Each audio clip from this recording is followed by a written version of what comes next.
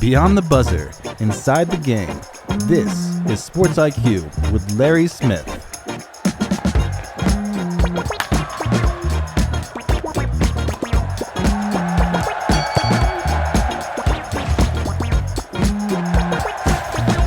Hey, hopefully you're enjoying the long weekend, MLK Day, doing something special. I did a breakfast this morning. It was awesome. That's for another time, though. Hey, great show coming up. Obviously, there's college football playoff Monday, the title game tonight. And so we're going to talk about that a bit later on. We have a great moment of awe. And we say again, thanks for everyone checking out our YouTube channel. It's real easy, Sports IQ LS. Go there. And we've got our moments of awe. Our editor, Josh Ewing, just does a great job with those, putting those together. It's really cool to go back and look and go, man, it's just, me talking, but you kind of put some video pictures to it. It's kind of neat. So Sports IQ LS on YouTube, please give us a subscribe on that if you would. Great guest coming up in a couple of minutes. We've got Matt Stevens from IlliniGuys talking about the transfer portal now that it's all over. Kind of what do we know now that we didn't know 3 weeks ago? And then a bit later, a really cool book is out, Lights, Camera, Murder. Steve Graham, longtime sports producer, but has also done like Entertainment Tonight, some other stuff. And he's got this interesting book. So we'll find out kind of what that's about. That's come up here in just a bit later as well. Okay, some headlines for you. Did you watch the game last night? Unbelievable. You and I, we weren't cold in Chicago. We were watching it from the comforts of our couch or whatever, But the Rams beating the Bears in Chicago in overtime, 2017, despite one of the most heroic passes to force overtime in playoff history. Caleb Williams, fourth down, backpedaling, throws a 40-yard strike into the back corner of the end zone to Cole Kmet to tie the game at 17. But they lose in overtime. Williams throwing his third interception in OT. Rams go down and kick the field goal to win it. By the way, so LA now the only road team this weekend to come away with a win. Patriots at home. They defeat the Texans 28-16. CJ Stroud didn't help the Texans cause with 4 picks in that game. So Championship Sunday next week looks like this, 3 p.m. Eastern. Patriots traveling to Mile High to take on Denver. The Broncos starting Jared Stidham at quarterback, the one-time Patriot, as Bo Nix saw his season end in overtime versus Buffalo with that fractured ankle. He is done, and it's a terrible way to finish what's just been a fantastic second season in the NFL for the Denver Broncos quarterback. Then at 6:30 next Sunday, it's the Rams traveling north to take on Seattle for the NFC title. A couple of West Division teams in that one. The two teams met twice in the regular season. L.A. winning at home 21-19. The Seahawks winning at their place in overtime 38-37. These should be good ones. We can't wait for that. Next week, 2 weeks after that, it is the Super Bowl coming up live for you from San Francisco, Levi Stadium. Again, tonight, CFP title game, number 1, Indiana taking on the 10 seed Miami Hurricanes. That's down at Hard Rock Stadium in Miami. The other news, by the way, there in South Florida is the CFP expansion talks, college football playoff. Now, according to ESPN on their website, the SEC and the Big Ten still at odds over how to expand these playoffs. The Big Ten still wants a 24-team field. They want to eliminate the conference championship games. The SEC doesn't want to go any higher than 16 teams. Now, the commissioners have until Friday to come up to a decision about next season. If nothing is reached by then, the field will remain at 12 teams, at least for 2026, and we will see moving on there. Okay, how does your holiday calendar look? If you're a basketball fan, you'll be glued to the TV. In the women's game, number 10 seed TCU taking on number 14 Ohio State. 23rd ranked Notre Dame gets to try and slow down the behemoth in the women's game. Number 1 and undefeated UConn. That is on Fox. In the NBA, just a flurry of games. Thunder and Cavs, Mavs, Knicks. That's later on from MSG. The nightcap, Pistons and Celtics. That game in Detroit at 8 o'clock. Okay, let's get back to college football. Obviously, CFP we just mentioned. It's going to be Indiana, Miami. Matt Stevens now of IlliniGuys joining us. Matt, before he was with doing stuff with Illinois, he's covered Purdue. He's covered Auburn, Mississippi State. So he's got ties SEC, Big Ten. And we're always having conversations about kind of the portal and kind of an overarching kind of how this looks. We thought we'd bring Matt in to give the first conversation here in the new year. Matt, good to see you. Let's talk first about, so the House settlement went into play July 1. It's supposed to put some kind of guardrails up, give us some guidelines. How did that go in the first football transfer portal in the House era, if you will, in college football? We still have a free market-based economy in college football that's really no different than when House came in. It's just a matter of, I talked to some coaches, Larry, that are just coming out of the AFCA, the American Football Coaches Association meeting, and basically the perception is that we're all just a bunch of money launderers, like essentially now coming out of the House settlement, which is basically, you have these College Sports Commission guidelines that you're supposed to submit these to a clearinghouse, but if it's over $600, we submit it to the clearinghouse, and it has a better chance. These deals have a better chance. I had a coach tell me these deals have a better chance of getting approved if it's $1,000 deal. So what if we just do $1,000 deal, 200 times or 500 times? And at that point, you're just money laundering, right? You're just basically saying we're giving you $5 million, but we're going to do it in $1,000 increments and launder it that way. And so I just feel like the House settlement just allowed schools to do two things. One, it allowed them to take money from different buckets, which is the NIL bucket, which is supposed to be the third party entity bucket, or it allowed the schools to pay for the players themselves in a sense through, their own rev share. So it allowed you to kind of take however you want to make however you're spending on your roster. It allowed you to take it from two different buckets. The second thing it allowed you to do was do like what the school I cover now at Illinois for you at IlliniGuys is that it allowed Brett Bielema to kind of stand up in front of a podium and say, I've got more money than I've ever had in my entire tenure here at Illinois, which is true. And he can say that, but also the coach at Purdue can say that, and the coach at Wake Forest can say that, and the coach at Northwestern can say that because of rev share, right? And so, again, if you're able to stand up there and say that, and you're the only one, then you have a direct, advantage toward the rest of your competition. But if you're able to say that, and 59 other Power Five schools are able to say that, you're in the same boat as everybody else again. So. It allowed everybody to kind of shift the conversation and then it made people kind of have to go back and actually, I hate to say this, but the Aaron Rodgers phrase of do your own research and kind of figure out where your school stands and the school that you root for stands, because you can say a lot of things in this new portal era, but a lot of them don't have to be true because they can be kind of the truth can be kind of fudgy when you don't have to report the numbers, which they don't have to do. So we have a free market economy here that doesn't have to be reported to any kind of, public entity. And that's kind of where we sit right now. Yeah. I mean, it's like, let's just hypothetically say if a team, a football program gets 12 million of its school's 20.5 million, whatever the case is, but you still have an NIL party over here with a large bucket. You can pull from that. And so we're still seeing these deals of these multi-million-dollar deals for one season coming in. Yeah, the numbers didn't go down, Larry. The numbers went up, right? I mean, everybody kind of thought with the guardrails and we were going to have a salary cap and all this, the numbers were going to go down. I think you saw that in this transfer portal era, as the early on, because, here's another rule that people don't understand. I think a lot of people thought that kids had to be signed by, last Friday. Mm-hmm. That's not the case. Like kids can sign whenever the hell they want to. It's just a matter of if you want to be eligible for, I guess, spring practices, you've got to be signed and enrolled into the school before they start the first day of classes. And so whenever and now we're dealing with the academic calendar, which is different at, the University of Illinois, which is different than Auburn, which is different than University of Texas. All schools come back from the Christmas holiday at different times.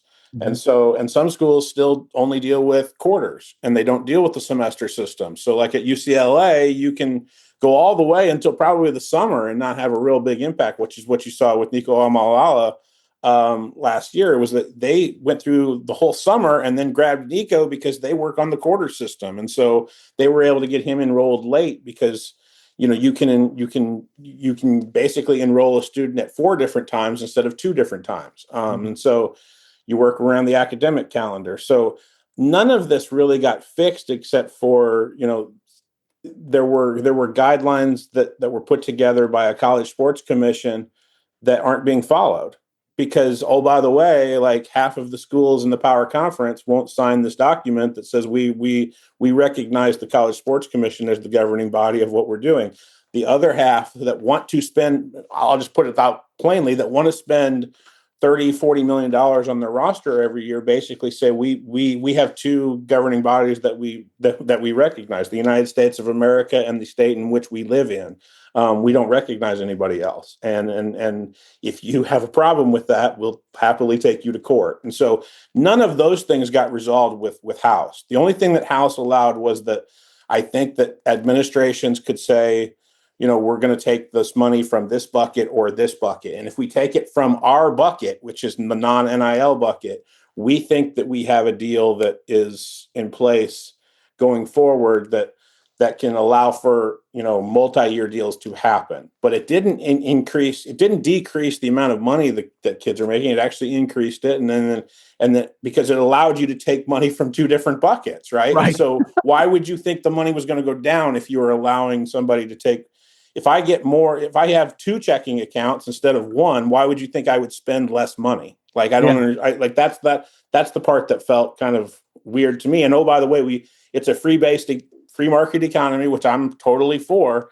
And the supply does not meet, the supply doesn't meet the demand.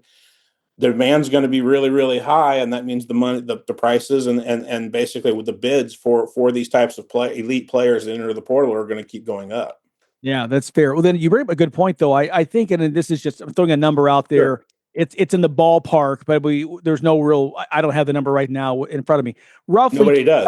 I can tell you right now, whatever example you're going to give me, nobody does. Exactly. So that's why I'm fair to say it. So there's 2,000 players still in the portal, give or take. The number doesn't matter. The point is this: what you're saying is there any issue for some of these players to set out the spring semester, join in the summer, take a bunch of classes to kind of be eligible, or do you have to go spring to be eligible in the fall? You don't have to go to spring to be eligible to fall. You just have to get eligible you have to enroll before the spring semester starts to be able to be eligible for spring practice. That's the only thing, is that the reason all these deals are happening like this is because coaches want to get that player in, especially if it's like a quarterback. Right. If you're bringing in a quarterback in this winter portal, you're going to want him to have reps and have the ability to be able to process things starting in the spring so that he can be ready for fall camp. And you're not having to do this all over again in fall camp from base one. But no, there's nothing to say that a kid can't wait. You say, I'm going in the portal he could absolutely say, I'm going in the portal. I'm going to basically take the semester off in the spring, and then I'll sign with whoever I'm going to sign with before August. And then if he's leaving his school that he was just at academically eligible, he should be eligible to play in the summer. And if you want to get him enrolled in summer classes, that way he can be enrolled for preseason camp when that rolls around for everybody in August. So there's nothing that says that can't happen. And honestly, if it were an elite player that, kind of wants to wait it out and see what's on the table come, the summer, when everybody kind of figures out where everybody is after spring ball. Larry, I think that's exactly what could end up happening here, is that we have a different portal window, because I truly believe that spring ball is going to go away. Especially at the FBS level. I don't think coaches feel like it has a whole big purpose other than might be getting some kids hurt. And so I think it's either going to go away or it's going to go to the OTA model that is in the NFL, especially at the college football level, where we're not really doing a whole lot of hitting. We're not doing a whole lot of physical contact. We're just kind of getting guys physically in shape before we start preseason camp. And so I think that could be how this goes. But the reason we're seeing some stuff happen so fast is because they want to be eligible for spring practices, which I don't think will exist in 5 years. Okay, let me get this. I got a couple things I want to get to. But here's, if you're not enrolled in the spring, how can you academically keep up in terms of the minimum required, wink, wink, to stay eligible for the fall? Same way, I think first of all, because I think a lot of these kids take credits in the summer. And so that ends up, you know what I mean? Like, you're already banking some credits that you're already taking, like, say, as an incoming freshman. Fall, 9 in the summer, then there's your 24. Exactly. And then you also end up hearing about freshmen that enroll early, right? Yeah. So that they can be eligible for the spring. So they're already banking credits before they're technically, a college freshman. So those kids that end up enrolling early, and I think the school I cover in Illinois, they had 30 in their recruiting class. 25 of them were enrolled by January, right now. So I think they're already banking credits as freshmen. So you always bank credits early as a freshman if you enroll early. And then if you take summer classes, you're banking credits that normal students don't normally do. So that usually ends up not being a problem. I know it's a wink, wink college, academically eligible, but keeping these kids on the basic credits that they need to be is actually pretty easy. Yeah, that makes sense. Talking about Matt Stevens, IlliniGuys. Matt, what have we learned moving forward? Did we learn anything in the past 12 months in regards to the game and how we handle NIL in the portal? That there are no rules. It's a free market economy, and anybody that tells you that's against the rules, I always upset people. Like my 91-year-old friend Lauren Tate, who covers Illinois, he'll always tell me, "Well, that's against the rules." And my favorite two-word saying to Lauren is, "Says who?" There still is no governing body in college football and in college athletics. There just isn't. And so we don't have a governing body. We have a free market-based economy, and the prices are going up. That's what we learned again. And so when the portal, the one portal window in the winter, what it allowed for everybody to figure out was that everybody was going to get in the portal. Now we all talk about, and my buddy Josh Pate always talks about these thousands of kids that are going to end up, not having a home. Well, they don't have a home yet, and as we're doing this on January 19th. Yeah. Talk to me again when they don't have a home in August, because I tend to think that a lot of these kids tend to have a home. Maybe it's not at the same level you were before, but we don't talk about it. Ends up being, what was it, Larry? Like somewhere in the neighborhood of 7 to 8, maybe even 10,000 kids enter the portal by the time the January news, last Friday, where it was the last day you could get into the portal. Well, now they have all these months to find a home, right? It's not like they had to find a home by January 16th, right? So at this point, again, talk to me in August when all of these rosters need to be filled out. And are you on the same deal that you were? Yeah, but those are the choices that we all make as adults, right? Like I can't leave my job right now if I don't have another job, another in my hand. So a lot of these kids are getting bad advice, and sometimes they have to go down a level, and sometimes it actually benefits them to go down a level. So I tend to be a let it play out until August and I see the rosters kind of thing. But a lot of people just don't want to do that, because we used to have 2 spring portal windows. What I really appreciate is the fact that these coaches now don't have an evaluation. What happens is I talked to a lot of coaches who are coming out of AFCA, and they said, Matt, with this one portal window, we know that we have to make it right after spring ball. Because what we saw last year, Larry, was we had 2 portal windows. So everybody would get out of spring ball and go, okay, yeah, we're going to take this bottom 10% of our roster and just cut it. Right. Mm-hmm. And so, and essentially force these kids back into this second spring portal window. We can't do that anymore. Now we've got to figure out how to make this work coming out of spring ball as we go into. And I told the coach, I said, well, that sounds a lot like what happened maybe 10 years ago when you were coming out of spring ball. And he goes, absolutely. He says, our roster is our roster essentially right now, unless we can.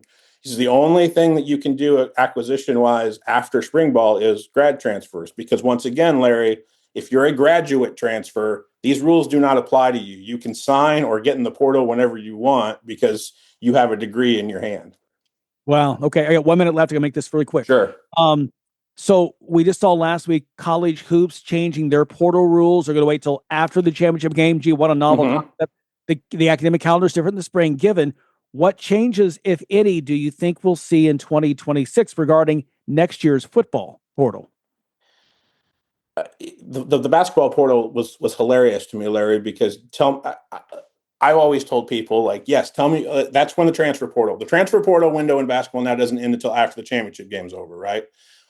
Tell me when the tampering portal starts, because the tampering portal is still going to start before the championship game's over. If you don't think Brad Underwood's going to do the same thing he was doing during the Elite Eight run, where he was on the phone all the time in the corridors of trying to put a roster together, even though like the transfer portal is not technically open, that's total garbage. So what I think they need to figure out, Larry, is that and what these schools need to figure out now that they do have rev share is I think these schools. I'm just going to be real with everybody. I think these administrators are very, very awful at putting contracts together. We've seen with coaches that's really the case. I think they need to hire some consulting people to put these contracts together so that they have some teeth when you put a multi-year deal together because a lot of these kids want multi-year deals. A lot of these certified agents for these players want multi-year deals. They want to have the security of knowing where they're going to be. A lot of these kids don't want to be in the portal. Like that's the part that other people don't understand. And so if you can put some teeth together for these multi-year deals in which there are buyout clauses, just like you do for coaching contracts, I do think you'll see the amount of players in the portal going down. And I do think that you'll see players actually appreciate the idea that, hey, I've signed up to be here for 2 years so that I can get developed instead of having to do another deal after another deal after another deal, because it gets exhausting for the players as well as for the coaches. So I think that's something you could see before this next portal season is that athletic administrations start to figure out how to get some teeth to these multi-year deals that they want to do with these players. That's awesome stuff. Leave it there. Appreciate you, my friend. We'll talk to you soon. Not a problem. Have a good one. All right, Matt Stevens, IlliniGuys, talking about the transfer portal. More to come. We're just getting started on that. There's no question. More conversation to come with the Sports IQ with Larry Smith after this. Are you tired of your website making your business look bad? Is your current web developer dropping the ball? Let's face it, if your website isn't making you money, it's broken. Let Neon Rain create a website that turns your visitors into customers. Neon Rain has worked with hundreds of businesses across North America, building custom websites and applications with modern designs that are easy to update and work well on mobile devices. They can do it for you too. What sets Neon Rain apart? They actually deliver on their promises. Call today for a free consultation. 303-957-3092. That's Neon Rain at 303-957-3092. Or visit them at neonrain.com.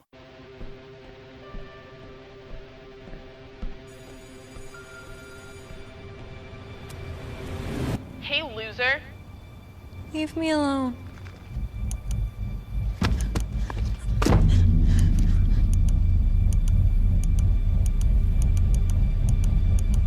When a child shares hurtful comments online, that's bullying. Visit erasebullying.ca to learn how to help your child stand up to cyberbullying. You're listening to Sports IQ with Larry Smith. One other story we didn't get to from the NFL, the fallout from the weekend. Sean McDermott is out as Bills head coach in Buffalo. That now makes 10 coaching vacancies to be filled in the NFL this offseason. Almost a third of the league. Producer Tony, this is crazy. I mean, this is just, we've talked about the Kurt Signetti effect in college football. Is it also in the NFL? I mean, in Buffalo, I get it. I mean, you've been to the playoffs so many times. You can't get over the hump. It's time to make a change. But this is a lot. Yeah, I mean, you can't change all the players, right? So what can you control if you're an owner? You can control the coach.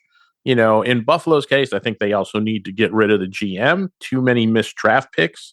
While you have Josh Allen there, you can't do anything about that. But 10 coaches, I mean, it goes back to, it's kind of like in the NFL would be the Sean McVay effect, right? You hire this whiz kid in his 30s and he takes your team to the next level and wins a Super Bowl.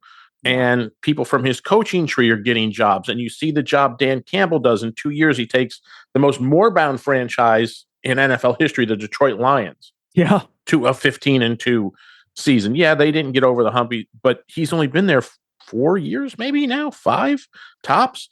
So he's still got some time to go there. You look at what happened in Chicago with their new coach, and you look what happened in New England. You look at Sean Payton coming into Denver, but there's a mix of young coaches and guys who have coached before who have managed to quickly turn around teams. You don't have to wait 6 or 7 or 8 years. And if you have been there that long, then, sometimes in the locker room, the voices aren't heard anymore. Right. Yeah. And you need a change. You need a new voice. Yeah. And if you're Buffalo, you've got a generational quarterback in Josh Allen, who's not getting any younger. I think he turns 30 this year. Yep. He'll be a dad. His new wife, Haley Steinfeld, that the actress and singer, they just announced this fall. They just got married last summer, announced this fall they're pregnant. So his whole life's about to change. You only have so many cracks at this, so many, and at 30, not that you're at your peak, but you're approaching the peak. You got another couple of years, you'll begin to kind of be on the backside of this guy and his talent. So yeah, take advantage of this while you can. My question for you, so 10 vacancies, some of these have been open for a while now. Are you surprised that none of these teams have found their answer yet? No, I think everybody was kind of waiting to see, what would happen maybe with a Jim Harbaugh early, and then they're waiting for some of these playoff teams to get done so they can talk to their coordinators. I know Joe Brady from Buffalo, the offensive coordinator, he's got a few coaching interviews coming up. There's a number of other coaches, but it led me to do a lot of research into coaching changes. We talked about last week with Tomlin, right? Yeah. Coming in and deciding to walk away there at Pittsburgh. Well, so who do we think has the fewest coaching changes? Well, we knew that one going in. It's Pittsburgh. Yeah. 3 since 1969. The only team that's close to that is Baltimore, with also just 3 coaching changes. But Baltimore only came about back into the league in 1998. So there's a 20, 30-year gap there, right, for the Ravens franchise, because they were new in 98. But the other franchise, so who do we think has the most coaching change? The most? Raiders, Bears? Raiders are tied for first. The Raiders, since 1969, 21 coaching changes. Are you kidding me? Nope. And then tied with the Browns with 21. Yeah. And remember, the Browns went away for a few years. Yeah. So actually, there's probably technically more per year for the Raiders than there are for the Browns. But those are the most coaching changes. You look at the AFC East, since 1969, they've had 68 coaching changes. The AFC West, 69 coaching changes. No other division even comes close to those kind of numbers. The only other team in single digits, there's 2. Houston, then the Titans have had 8 coaching changes. Okay. And Seattle's had 9, but they're an expansion team that didn't come about till the mid-70s. Yeah, yeah. Houston's surprising. I mean, I guess then again, you had, Bum Phillips and then Jeff Fisher for a long time. So they had some stability there. They had guys for several years. Cleveland's not a surprise either, I guess. That's one where you should just rent your house, not buy, because with Raiders, you ain't going to be here very long. Right. And the Jets are not very far behind that. They've had 20 coaching changes since 1969 and have yet to reach to the Super Bowl since Weeb Eubanks took them there after the 68 season. So, yeah. Oh, wow. That's insane. Great research. That's awesome. See, it's those nuggets that make a little bit of it. Yeah. Those nuggets. It's bits of gold. Okay. Speaking of bits of gold, we're intrigued now. Steve Graham's up next. The book, Lights, Camera, Murder. Let's find out what that's about. That's next. Fans of big sports radio and sports spectacular podcasts have a new home on the Chief Sports Network. Find your favorite programs and content all in one place by downloading the Chief Sports app in your mobile device. Created in South Carolina, the Chief Sports Network is the home of an expanding network of live and podcast format programming. It is also the home of one of the leading national college football podcasts, JC and Morgan, hosted by ESPN's Mike Morgan and 24/7 Sports' JC Sherbert. Download the Chief Sports app for free and find all of your favorite programming under one easy umbrella. Thanks to all of our markets for your loyal support of Big Sports Radio and our Sports Spectacular podcast, and we look forward to connecting with you anywhere in the world on the Chief Sports app.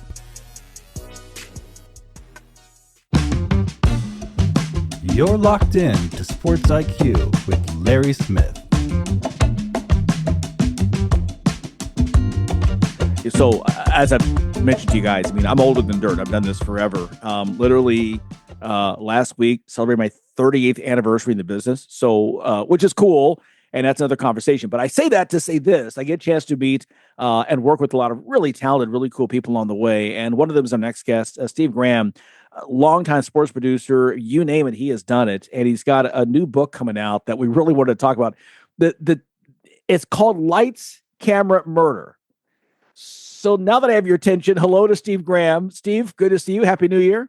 Happy New Year to you, Larry. Very good to see you. Yeah, good to see you as well. Let's get to the book in a moment. First, tell us about Steve Graham and who you are in your career. You've done a lot of really cool things. Oh my gosh, where to begin? I stumbled into television. Had no desire. I was going to be a newspaper writer back when newspaper writers were the thing to be. Yeah. But I happened to be graduating college at a time where Turner Broadcasting was just getting started. And so I got a call one day from a guy named Bob Neal, who did NBA on, I don't know if you know Bob. He did the NBA on Turner for a long, long time. He used to do the Atlanta Falcons and all that. And he said, hey, would you come over and be an intern on the show we're starting? It was the first national show TBS ever did. It's called Football Saturday on TBS. Mm-hmm. And so I didn't know anything about TV, but I was just the guy that was going to get the scores together. I was a junior in college. Didn't know jack about TV. But as Paul Horning and Alex Hawkins, Norman Brocklin, and Bob were the hosts of the show, and as the season kind of went along, I kind of started figuring out, maybe I should give them little tidbits with the scores, because back then it wasn't an internet. You couldn't go. There was a ticker. Right. Tick, tick, tick, tick. It was just a ticker that came across. You just got a score and maybe a little couple things. So I started doing research. Anyway, long story short, about halfway through the season, a guy named Marcus Allen was having a really good year at USC.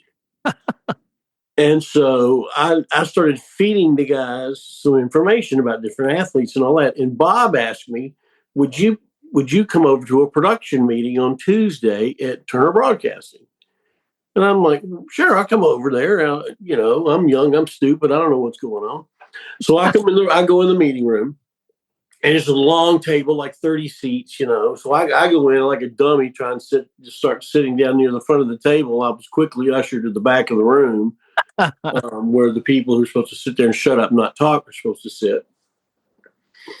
And so I'm just sitting there, and Ted comes in, and Bob Wessler was the head of the Turner at the time, and he was running the show, where they had a bunch of producers and everything. I don't know what producers were. So at the end of the meeting, Ted, who hadn't really said much during the meeting, he was just there, kind of closes the thing and says, well, anybody else have anything to say? And Larry, I was so stupid. Oh, no.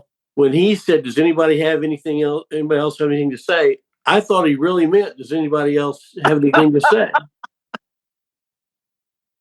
And I raised my hand, and I'll never forget the look he gave me, like, who are you? Why are you breathing the same air I'm breathing? Why are you in this room?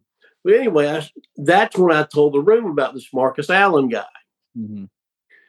And he looks at me and he goes, well, okay, yeah, shut up. Let's get out of here. My little sports angel was over me or something, because that Saturday, Marcus Allen had like a 4-touchdown game. Mm. And so I'd given all the guys, all the talent, especially Paul Horning, all Paul wanted to do was get drunk and talk on the show. He didn't really care about information. He just wanted to do what Notre Dame was doing. And so I looked, they all looked like geniuses on the air. They had like a 2-segment talk about Marcus Allen. So they invited me back to the show next Tuesday, the meeting next Tuesday. And I determined I wasn't going to say a word after the glare I got from Ted the week before. And so he's wrapping up the meeting, and he kind of closes the production book or whatever. And he says, okay, well, that's the end. Then he looks back at me in the corner and he goes, Steve, what do you have for us this week? Oh, and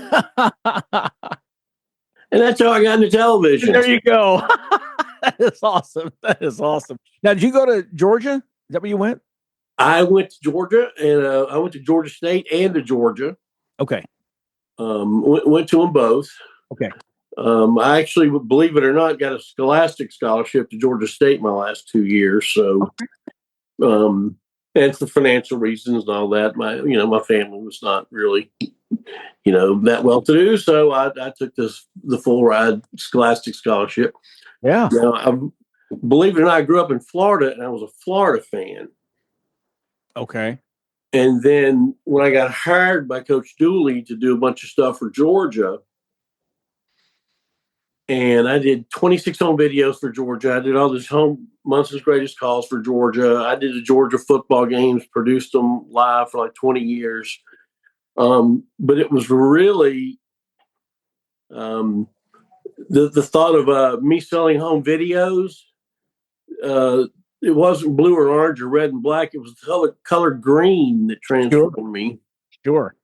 But since then, I've become a pretty diehard Bulldog. I have to say, I'm a pretty Bulldog through and through now. I was going to say, every time I've talked to you, I'm surprised I didn't realize there was any blue and orange in your past, but that's okay though. Well, listen, tell us about this book, Lights, Camera, Murder. How'd you come up with the idea for the book? Well, I've worked for a long time. I've worked in sports pretty much steady since 1978, believe it or not. So I'm an old geezer. But I had a friend. I was actually doing an ESPN show. One time I was running a company. We had 14 different series on ESPN. This was back before Disney owned ESPN, and you could go up and get a series on the air with a handshake and not 59 pages of legal documents. Mm-hmm. And so I had this show on the air. It was an outdoor show, and we were going out. We were going out on motorcycles out through the Mexican desert, Baja Desert. And I have a guy named Lyle Lovett, who at the time was just getting divorced from Julia Roberts, the movie star. Okay. And Lyle's a big motorcycle guy. So the week that we're supposed to go, Lyle and Julia announced their divorce.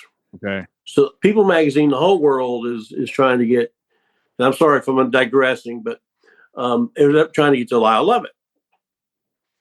So, I had Lyle Lovett all to myself in the middle of nowhere. So a very good friend of mine who worked at CNN named Eugene Young, I'd met him at WXIA in Atlanta, and he went to CNN, and he went to WABC, and he went to LA, and he had just become executive producer for a brand new show called Extra. And so I called Eugene. I said, Eugene, I've got the scoop on Lyle Lovett and Julia Roberts. He's going to talk about it. He's going to talk about it with me out in the middle of the desert. When I come back, I'll give you an interview. He's told me I can give it to you. And all I want is like a 15-second over-the-shoulder graphic promoting my show on ESPN, which I thought was a pretty good deal at the time. Yeah. So Extra had just gone on the air. And they were competition to Entertainment Tonight, because Entertainment Tonight was owned by Paramount. And the Extra was owned by Warner Brothers. Warner Brothers didn't feel like Paramount was giving their movies sufficient press coverage. I'm sorry, I'm going down a rabbit hole here, Larry.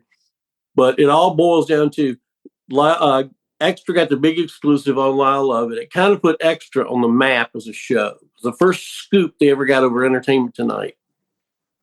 2 weeks later, they called me from LA and said, would you like to be our field producer for Extra in Atlanta?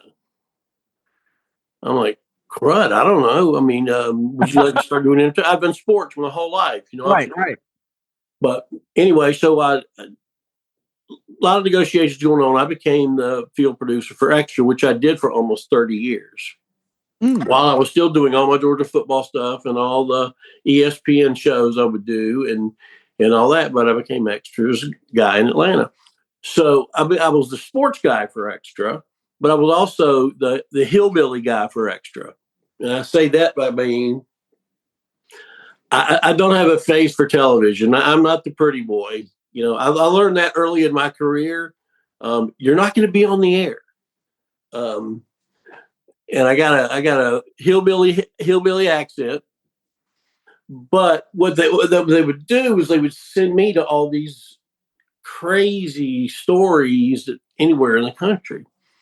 Well, Larry, I wound up interviewing I've been on probably 12 death rows, interviewing people who were about to, I've interviewed people who were about to, actually, I interviewed a lady in Florida who was executed 4 days after I interviewed her. And I went to all these school shootings and Columbine and all these school shootings. They would send me to all these things. And this is a sports show, so I'm sorry I'm digressing. But I had all these world experiences.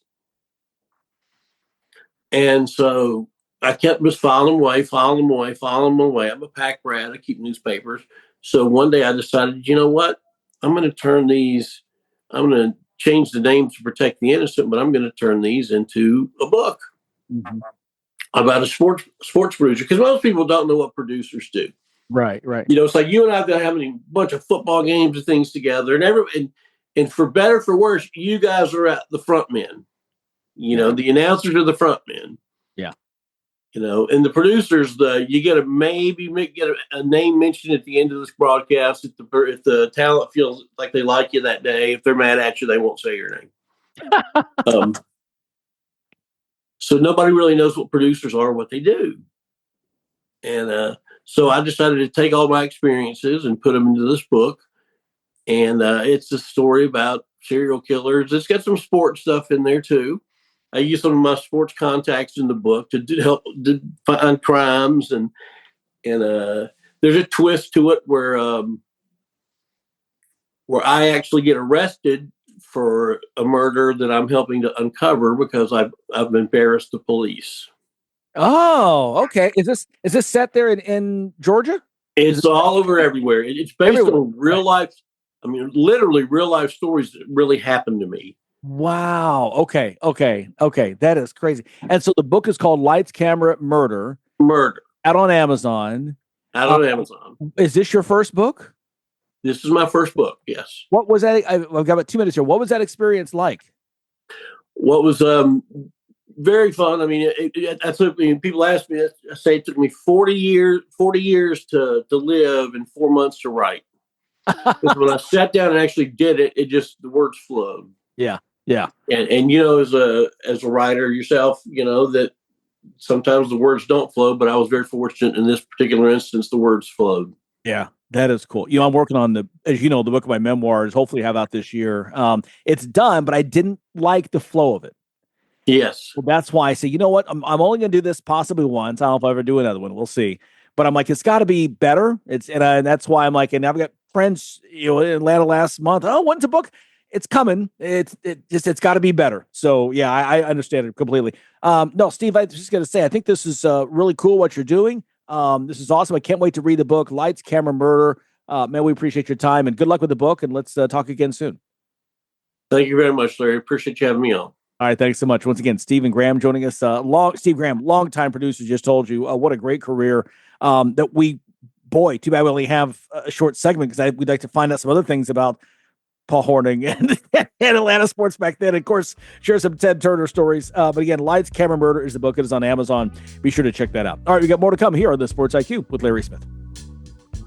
How would you like to get high-speed internet for your home for less than $2 a day? That's right. For about $50 a month, you'll get lightning fast internet. Are you paying less than $50 a month right now for your internet? Then call Whole Home Connect right now for blazing fast internet at $50 a month with no price increases, no hidden fees, no contracts, no upfront costs, no equipment fees. It's a great deal. And guess what? You can try it for 15 days. If you don't like it, you get your money back. But you're gonna love it, and you're gonna love the price. Internet for your home for $50 a month. That's less than $2 a day. Plus, no contracts, no upfront costs, no equipment fees, and our 15-day guarantee. Call now. 800-215-0341. 800-215-0341. 800-215-0341. That's 800-215-0341.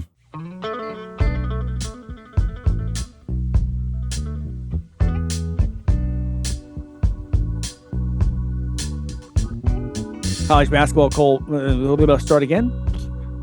Bust. Here we go. Here we go. D block, 3, 2, 1. College basketball poll coming out, and I did it again. All right. Take 3. Keep it rolling. D block, 3, 2, 1. The college basketball poll coming out today on this Monday. You know, Arizona should be number 1 overall.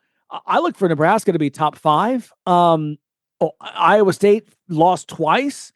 How far will they fall? Vanderbilt lost, probably falling out of the top 10. Could Illinois climb up in the top 10? We talked about 7-game win streak. They've got the game against Maryland Wednesday at home, and then the big showdown we'll talk about later this week with Purdue, right? I mean, that big rivalry, the two teams, two of the better teams in the Big Ten. So that'll be fun. North Carolina with the bad West Coast trip. Once again, who are the Tar Heels? Remember when you feared the Tar Heels? Like you fear the turtle, right? You used to fear the turtle in Maryland. You don't fear the Heels like I used to. Just something's just not quite right. But I think UConn climbs. UConn could be 2, Nebraska 3. So we'll see what happens there as we continue on. Michigan's still only with 1 loss, 2, I believe. So we'll see what happens in college basketball. A couple of baseball notes as well. The Mets, after losing out on Kyle Tucker, expected to sign shortstop Bo Bichette of the Toronto Blue Jays. The AL champs could be heading to New York. And TJ Realmuto decided to re-sign with the Phillies for 3 more years as well. It's a little baseball news for you as we're getting closer to pitchers and catchers coming to camp. But again, tonight, it's the night. The penultimate game in college football, Indiana and Miami. Producer Tony, we've covered it already. Want to get a shout out to our friends, Brian and Pam, married couple we worked with at CNN. Brian, a Miami grad, Pam, an Indiana grad, and their son is a senior who is applying to both schools. You know, Brian had kind of the bragging rights recently because Miami has made a Final Four since Indiana has. But now here you are, Indiana coming up in football. Who knows? So we've seen some pictures of them on social media. Love them both. What a moment for them. I'm sure they're in Miami somehow, some way at this game. Yeah, I don't know if they're actually going to the game. I haven't seen any pictures of them, saying they're at the game in Miami. Yeah. So wherever they're watching, I'm sure it's going to be a good time with plenty of spirit and plenty of fun for all to be had. It's going to be now. The interesting thing, Larry, is the line is moving on this game. Oh, Indiana started at about a 9-point favorite. Yeah. It's been hovering around 8.5. In the last 2 days, it's moved to 7.5. So some money has come in on the Hurricanes. The story I was reading earlier said some very positive money from some experienced people are liking the Hurricanes' chances. So picking up still at about a 7-point spread, though. So, you're still betting them to cover the spread, not necessarily win the game, but there is money being placed right now on the Hurricanes for this matchup. Interesting. I just think it's exciting for both programs. I love it for college football. And we're seeing a little bit too in the NFL in terms of, the Seahawks and Rams. Rams are, 5 years removed from a title, I guess. But Patriots, Broncos have been there for a while. Just the parity in football. And so we say again, no matter if you like this or not, and certainly we're nowhere close to it being right. The fact that you have some different, there's a different flavor in this game. And I think that's exciting. Yeah, absolutely. You want to see a team like Indiana do well. I think that's just good for college football. Yeah. You have if they win it, it's a different team up at the top of the heap that hasn't been there before. So that's always a good thing, I think, for college football. Either way, it should be an exciting ball game. Should come down to whoever can control the football. That's the other thing about the playoff games we saw this weekend, Larry. The 4 playoff teams that lost turned the ball over 16 times combined. Wow. So if that's the key, if you guys are taking a hint, you're going to know who's going to have the upper hand in this game by who's not turning the ball over. Good point. All right, prediction time. I am going Indiana 35-24 tonight. I'm going to go Indiana in a close game. I think it comes down to Mendoza making a play at the end to get his team in position for a field goal. I'm going 27-24 Indiana. All right, there you go. 35-24, 27-24. You heard it here first on the Sports IQ. We'll see you tomorrow. Who got it right? All right. Our moment of awe is up next. Everything is expensive right now. Gas, food, you name it. You're spending more, you are making the same or less money. So, what do? You rack up credit card debt. That's what you do. It's not your fault. It's the economy. And guess what? If you rack up too much credit card debt like some of us, you can't pay your bills. Then the credit card companies, as nice as they are, start hounding you for money. Then you start your downward spiral. A smart thing for you to do is to call the Zero Debt. They can help you consolidate all your credit card bills into one affordable payment. Millions of people have done it. It works to make you debt-free.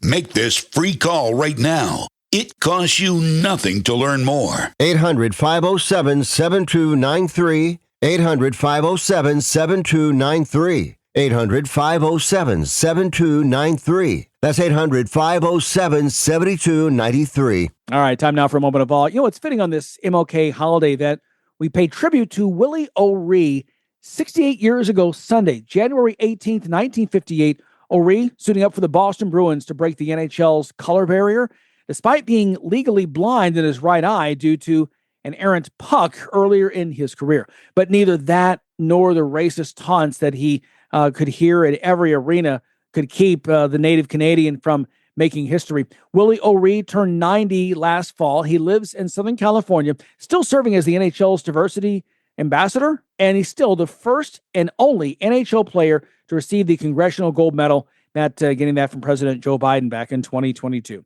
Willie O'Ree gets our moment of awe. And we give thanks as well to all of you stopping by, including Matt Stevens, also Steve Graham. A lot of Steves in the house. Steve-O. Thanks to you as well, of course. Make it a fantastic day. We'll do it again tomorrow, Tuesday, on the Sports IQ. See you then. Thanks for listening to Sports IQ with Larry Smith, Monday through Friday. Continue the conversation at Sports IQ LS. We'll see you next time.